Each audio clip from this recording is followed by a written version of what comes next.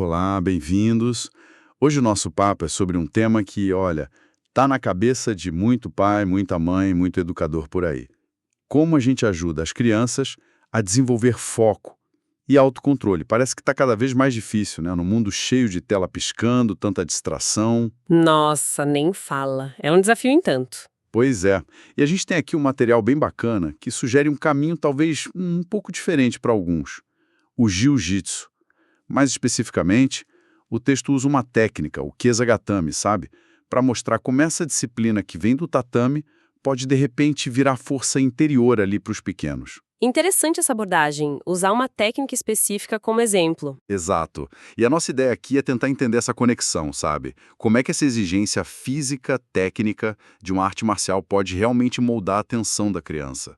A paciência, o domínio próprio. O próprio texto já começa falando dessa dificuldade de concentração que a gente vê tanto hoje em dia. Ok, então vamos desempacotar essa ideia. Com certeza. E é um tema super relevante, né? Porque existe essa busca constante, eu acho, por atividades que ofereçam algo mais para a criança. Algo além, tipo, do bombardeio digital ou só da pressão da escola. Então, essa ideia de que uma prática corporal, sabe, com regras, com desafios claros, como o jiu-jitsu, que isso possa ser um terreno fértil para desenvolver essas habilidades socioemocionais, nossa, isso merece muita atenção. Não é só esporte, né? É formação mesmo. Perfeito. E o material que a gente analisou, ele desenha um cenário que, nossa, acho que muita gente vai reconhecer. Crianças com dificuldade de focar, meio agitadas, sabe? Parece que vibram com uma energia que não sabem para onde direcionar. Uhum. Aquela inquietude. Isso. E o texto até sugere uma ligação forte com o excesso de tempo na frente das telas, que não só rouba a atenção, mas parece que drena a energia de um jeito diferente, né? Sim, esgota de outra forma. E tem uma crítica ali, achei interessante, mesmo que sutil, a nossa cultura do imediatismo. A gente quer tudo rápido, né? A recompensa tem que ser agora. Mas aí o texto coloca, olha, no tatame o ritmo é outro. Essa diferença de tempo, essa necessidade de persistir. Isso parece ser chave para o que o jiu-jitsu, pelo menos segundo essa fonte, pode oferecer. Nossa, essa observação sobre o ritmo é crucial. O mundo digital, muitas vezes, ele nos treina para a resposta imediata, né? O estímulo constante, a gratificação a um clique de distância. Já o tatame, ele representa um universo quase oposto. Ele exige presença, exige repetição paciente, exige lidar com a frustração de não conseguir de primeira. É um choque de realidade importante, eu acho, contra essa cultura da impaciência. A espera, o processo em si, o erro, tudo isso faz parte do aprendizado ali. Coisa rara no mundo digital, né? Totalmente. E é nesse ponto que o autor traz o Kesa-gatame quase como um estudo de caso. Para quem não conhece, o texto descreve como uma das posições de controle lateral mais famosas do jiu-jitsu. Dá para imaginar, assim, um controle firme no chão, onde um praticante usa o próprio corpo, o tronco, os braços, o peso, para imobilizar o colega de lado. É uma posição que exige bem mais técnica do que força bruta, na verdade. Exatamente. É jeito, não só força. E o material descreve a primeira experiência das crianças com essa técnica de um jeito bem realista. No começo, claro, tem risada, tem desequilíbrio. Aquela coisa meio estabanada, né? Isso, aquela dificuldade natural de coordenar o próprio corpo para conseguir controlar o corpo do outro. É uma fase de exploração de entender como aquilo funciona. Acho que isso acontece em qualquer aprendizado motor mais complexo, né? Sim, é universal.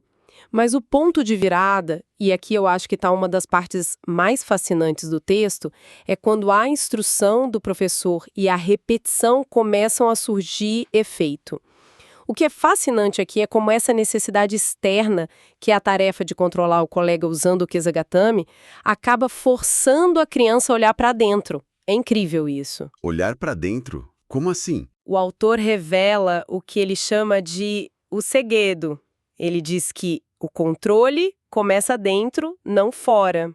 É uma ideia muito forte, né? Para conseguir executar a técnica bem, para manter o controle sobre o movimento, sobre a força do parceiro, a criança descobre que precisa, antes de mais nada, se controlar. Controlar a própria postura, a respiração, a impulsividade, a distribuição do peso. Aquela exigência externa vira um gatilho para autoconsciência, entende? E para o autocontrole. Não adianta só querer controlar. A criança precisa estar controlada. Faz muito sentido quando a gente para pensar, né? Não é só imobilizar o outro. É como você se organiza para fazer isso. E o texto detalha um pouco essa organização na prática do Kesagatame, onde você põe a perna para ter base, como usar o quadril ali como ponto de apoio, de pressão, como manter o tronco colado para não dar espaço para o outro escapar. É toda uma estratégia corporal. Exato. É uma inteligência corporal sendo construída ali, na hora. Uma consciência do próprio corpo, no espaço e em relação ao corpo do colega. Uhum. E aí a conexão que o material faz fica mais clara, né? Aprender e aplicar essa técnica não é só um exercício físico.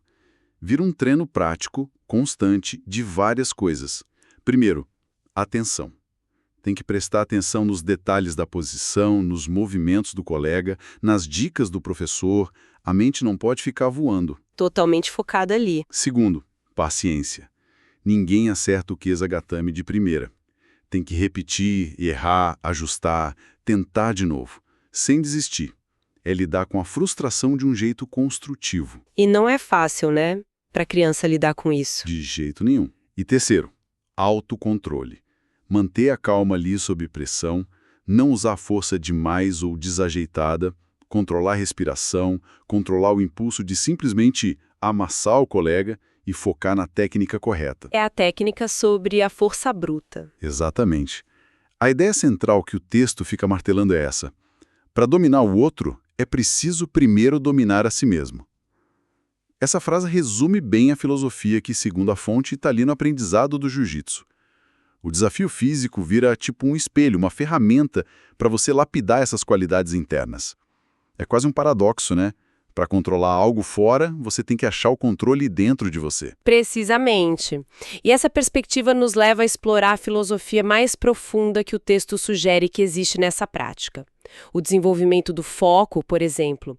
O autor argumenta que o foco não aparece do nada só porque alguém mandou, preste atenção. Ele é forjado ali na necessidade, para não ser raspado, para não ser finalizado ou para aplicar a técnica direito. A criança precisa estar focada.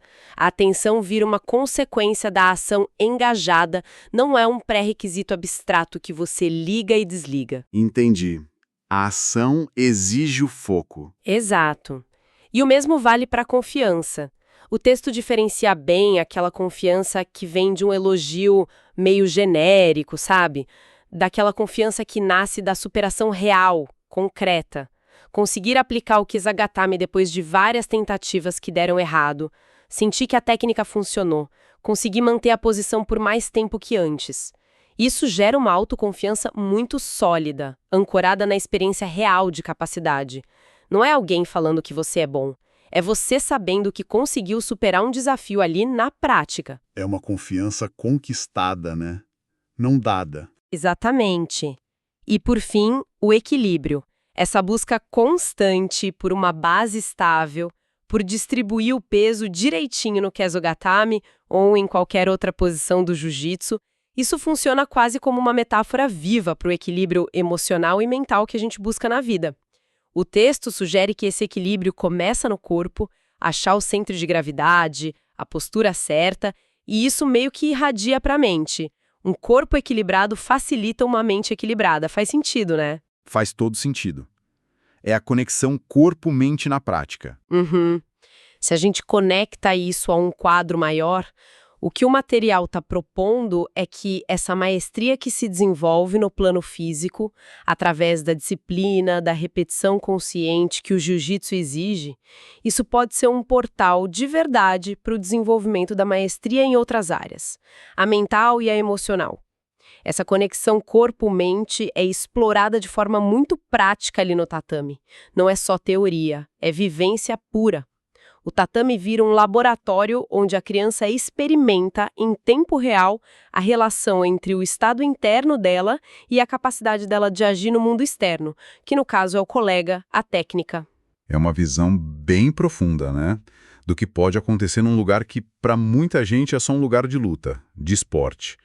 E, já indo para o final do material, O autor faz um direcionamento bem claro aos pais, e aqui a gente só relata o que está no texto, né? Sem endossar diretamente, como a gente sempre faz. Sim, importante pontuar isso. O texto posiciona o jiu-jitsu como uma alternativa, assim, viável e benéfica para pais que querem ver os filhos mais confiantes e talvez menos reféns das telas. Que é uma preocupação grande hoje. Com certeza. E os benefícios que ele destaca nesse finalzinho são um eco do que a gente já conversou aqui.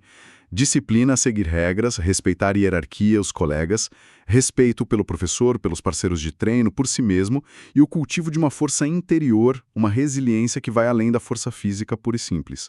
O texto original, inclusive, até fornece um contato para quem quiser mais informações sobre aulas sobre a prática. Ah, interessante! Isso. Então, se a gente fosse resumir as ideias principais que esse material trouxe para a nossa conversa, primeiro, o jiu-jitsu, usando ali o Kesagatame como exemplo, ele cria um ambiente de aprendizado bem estruturado que ensina muito mais do que só a defesa pessoal ou competição. Sim, vai além da luta em si. Segundo, essa prática constante não só exige, mas ela desenvolve ativamente o foco, a paciência e o autocontrole de um jeito muito concreto, que a criança sente no corpo. Não é só uma coisa que ela entende com a cabeça. É vivencial, né? Exato. E terceiro, essa disciplina física toda parece que funciona como um catalisador para o desenvolvimento de qualidades internas, tipo força de vontade, resiliência, equilíbrio mental, que são super úteis para a vida fora do tatame. Habilidades para a vida, né? Exatamente. Então, o que tudo isso significa no fim das contas? Para mim, reforça essa imagem do tatame não só como um campo de treino, mas como um microcosmo, um laboratório de vida onde se aprende e se pratica habilidades essenciais. E justamente aquelas habilidades que parecem estar meio em falta ou sob ameaça do nosso dia a dia, cada vez mais digital, mais disperso, mais impaciente. É um contraponto prático, físico para tudo isso. Perfeito! A experiência vivida ali no tatame, o feedback imediato do corpo, do colega de treino, isso oferece um tipo de aprendizado que, olha, dificilmente seria replicado só com conversa ou leitura ou instrução passiva. A criança sente a necessidade do foco, ela experimenta a recompensa da paciência, ela percebe o poder do autocontrole. É muito poderoso isso. E isso me faz pensar numa coisa que vai um pouquinho além do que o texto cobriu explicitamente, mas que surge aqui da nossa análise, né? O que seria... Isso levanta uma questão importante, eu acho. Até que ponto outras atividades físicas, que também exigem estrutura, disciplina, técnica, sei lá, pensando aqui em outras artes marciais, talvez dança clássica, ginástica olímpica, quem sabe até alguns esportes coletivos que têm um componente tático forte, de repetição, até que ponto essas outras atividades poderiam gerar benefícios parecidos no desenvolvimento dessas habilidades socioemocionais nas crianças? Boa pergunta. E talvez mais fundamental ainda, como é que essa abordagem de aprendizado pelo corpo, sabe? Pela ação prática, pela superação do desafio físico, como isso se compara ou talvez se complementa com os métodos mais tradicionais, mais cognitivos ou verbais, de ensinar foco, autocontrole, resiliência? Fica aí uma provocação, né? Para quem está ouvindo, a gente continuar pensando sobre isso.